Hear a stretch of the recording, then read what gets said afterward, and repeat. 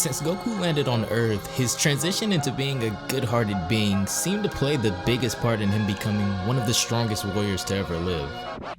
Training with Master Roshi and Krillin gave him his first insight on martial arts, and eventually he learned his signature technique, the Kamehameha. When he first met King Kai, this is when Goku learned of the new heights his strength could really take him, and also where he learned his most powerful move, the Spirit Bomb, which he later went on to improve drastically, as well as the Kaioken. The Super Spirit Bomb draws upon the life energy of all living organisms and can only be constructed of pure energy. This is a continuation of a story we've been covering for a while now called Dragon Ball After, and up until this point, Goku has reverted back to his natural evil Saiyan instincts after receiving a devastating blow to the back of the head by Oob during their training. The only one able to stand up to Goku is, of course, Vegeta, and during the time that Goku has been gone training Oob, Vegeta has exhausted all resources and pursues all of the same training that Goku has gone throughout his life. After revealing the Super Kaioken times 20, Vegeta gains the upper hand, but only momentarily, and after his abilities are figured out by Goku, his only choice now is to reveal that he also has ascended to Super Saiyan 3.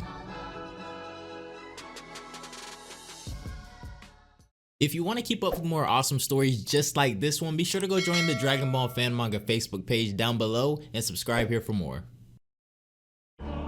After a fierce clash of both of their strongest attacks, a huge explosion goes off and nobody can see what became of Goku and Vegeta. At the scene, however, only Goku is still standing. Goku admits that Vegeta pushed him to the very extent of his limits, but it seemed that he's finally won. But this is when a red aura bursts from the ground and a Super Kaioken times 20 Vegeta is headed straight towards Goku. Goku wastes no time transforming back into a Super Saiyan 3, even though he was previously thought to be devoid of all strength, and instead of looking for a way to escape, he actually seems excited that Vegeta can still fight. Vegeta still seems to have retained a great amount of speed as he's able to get behind Goku fairly easily, but the power difference between Super Saiyan 3 and Super Kaioken is still too much. This is when the negative effects of the Super Kaioken start to take a toll as Vegeta says he can no longer move and prepares to take a direct hit from an energy blast by Goku.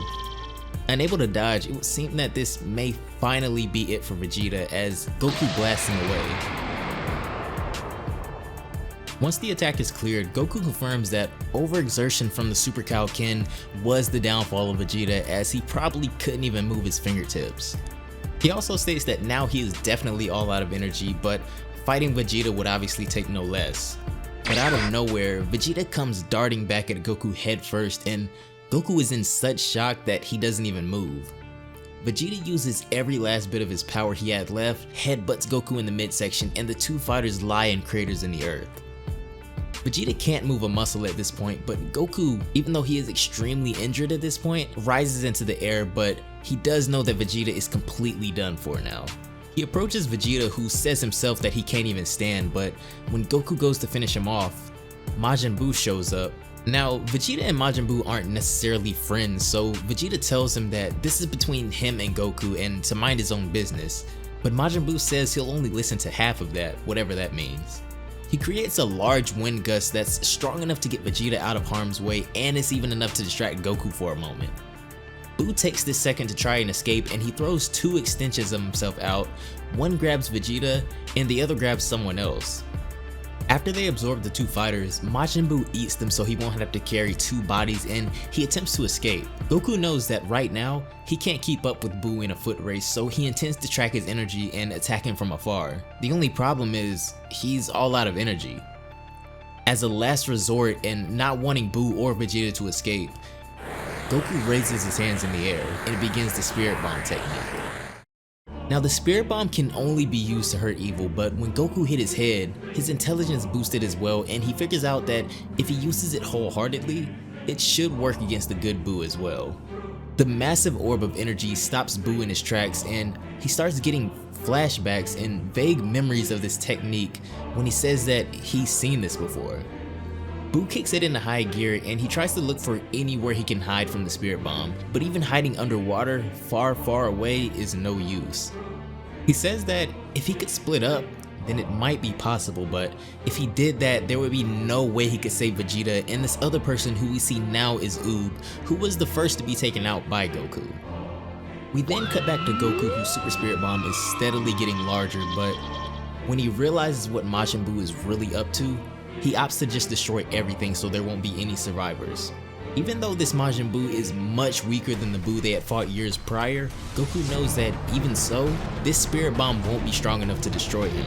But knowing that the Earth and all of its inhabitants will never lend him their energy for such a desire, Goku does something unthinkable. Instead of asking to borrow the energy, Goku begins to steal the life energy of everything on Earth in order to power up his Super Spirit Bomb.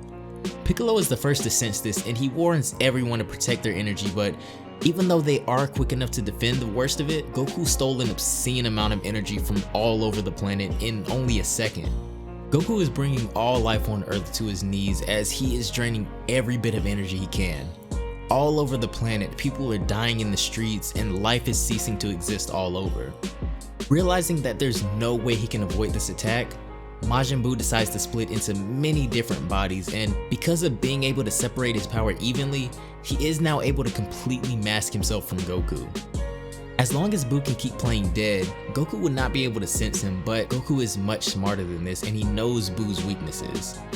Buu is attempting to remain motionless, but this is when a dog that looks similar to Bee approaches Buu, and this is exactly the type of advantage that Goku will capitalize on. Since Buu doesn't want to show himself, Goku decides to drain the life force of every living thing on the planet. Doing so causes the dog that Buu is talking to drop dead, and this sends him into a rampage. With his cover blown, Buu has revealed his location and Goku's fourth Spirit Bomb is now complete. Goku is locked onto Buu and the Spirit Bomb is closing in. With there being nothing else he can do, Buu braces himself for the impact of the Spirit Bomb, and knowing that he's dying, his last thought is that of Mr. Satan. But Buu still has enough fight in him to secure the Earth's only hope of winning this battle, and off on a cliffside somewhere, we see Vegeta and Oob, still unconscious in Buu's material. That's gonna do it for this one, guys. I know you all have been requesting longer videos, so I tried to make this one as long as possible. I didn't really do anything extra. I just, tried to cover more panels within the volume. But anyways, let me know what you all thought of this. It'll probably be a little bit later when this comes out. It's already after 5 o'clock when I'm recording. But anyways, have a great rest of your night, and I will see you all in the next video. Bye, guys.